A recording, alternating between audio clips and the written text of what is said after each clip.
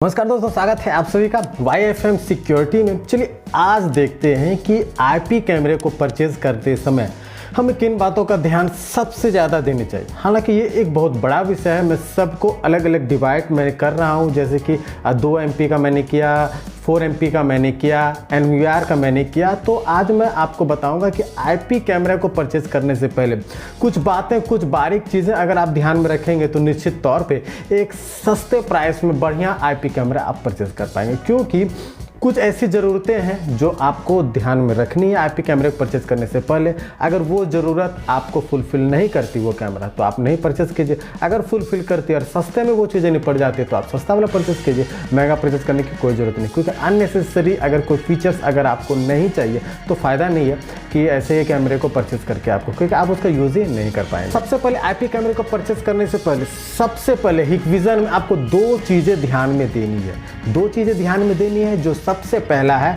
वह है आपका सिंगल लाइन और इसके बाद आता है double line.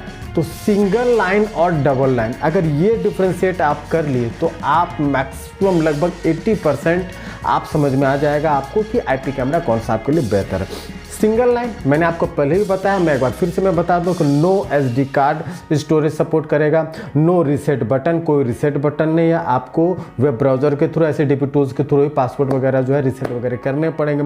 No smart features यानी कि line crossing detection, intrusion detection, face detection, इस तरह की कोई भी स्मार्ट फीचर जैसे कि बिहेवियर एनालिसिस वगैरह जो भी आते हैं वो आपको देखने को नहीं मिलेंगे सिंगल लाइन वाले आईपी कैमरे में। इसके साथ साथ अगर बिल्ड क्वालिटी की मैं बात करूँ तो बिल्ड क्वालिटी भी उतनी बेहतरीन नहीं होती है सिंगल लाइन में। लगभग आपको प्लास्टिक ही मिलता है, थोड़े बहुत मेटल और प्लास्टिक को मिलाकर जो बॉक्स है वो बनाए जाते हैं, बट मैक्सिमम आपको प्लास्टिक ही दिखेगा। तो प्लास्टिक बॉडी वाले सिंगल लाइन वाले कैमरे होते हैं, सिंगल लाइन वाले आईपी कैमरे होते हैं।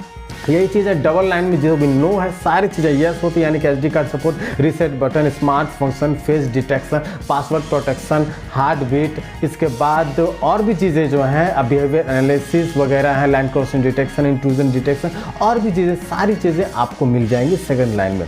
2 मेगापिक्सल है या 1 मेगापिक्सल है वो फ़र्क नहीं पड़ता। आपको लाइन सबसे पहले सिलेक्ट करना होगा कि सिंगल लाइन में आपको जानी है या डबल लाइन में आपको जानी है, तो ये आप जरूर ध्यान रखें। तो सबसे पहले तो आप सिलेक्ट कर लें कि सिंगल लाइन लेना है या डबल लाइन लेना है, तो 80% आपने सही सिलेक्शन कर लिया।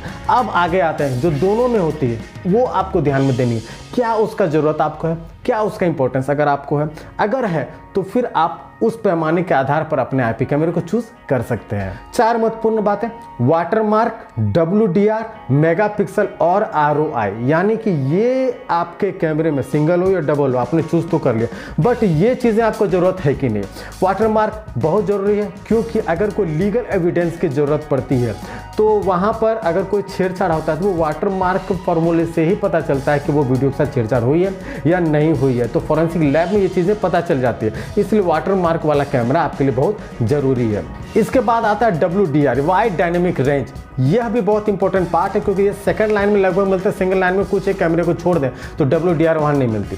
WDR आपको पता है कि अगर वाइट और डार्क दोनों जगह पर अगर कैमरे लगे हैं तो वाइट वाले पिक्चर को सही लेता है, डार्क वाले को नहीं। डार्क में लगा तो फिर डार्क वाले को सही ले रहा है, वाइट वाले को नहीं। तो ये जो ब्राइटनेस कॉन्ट्रास्ट का जो मिस एडजस्टमेंट है उसे वाइड डायनेमिक रेंज पूरा करती है। तो अगर आपका कैमरा ऐसा जगह में लग रहा है तो WDR वाले लें। अगर ऐसी जगह में नहीं लग रहा है, बिल्कुल फ्लैट एरिया, बिल्कुल सेम लाइट पिक्चर वहां पर आती है, तो फिर आप WDR वाला नहीं भी लें तो चलेगा। तीसरा सबसे महत्वपूर्ण पार्ट है मेगापिक्सल। मेगापिक्सल आपको पता है 2 मेगापिक्सल, 4 मेगापिक्सल, 5, 6, 7, 8, ये जो भी आप परचेस करेंगे, मेगापिक्सल आपका रेजोल्यूशन डिफाइन करता है। तो रेजोल्यूशन आपको बिल्कुल से आपको तय करता है कि आपके स्क्रीन में वो पिक्चर कितनी फटेगी, कितनी नहीं फटेगी। तो मेगापिक्सल भी बहुत इंपॉर्टेंट पार्ट है। और इसके बाद बात आता है ROI का, यानी रीजन ऑन इंटरेस्ट। यानी कि अगर आप एक एरिया है, एक एरिया में अगर आप चाहते हैं कि किसी पार्टिकुलर एरिया की जो चीज़ें हैं वो मुझे क्लियर दिखाई दे, बाकी का बैंडविड्थ बिटरेट वगैरह आप कम कर दीजिए, क्वालिटी थोड़ी कम भी आएगी चलेगी,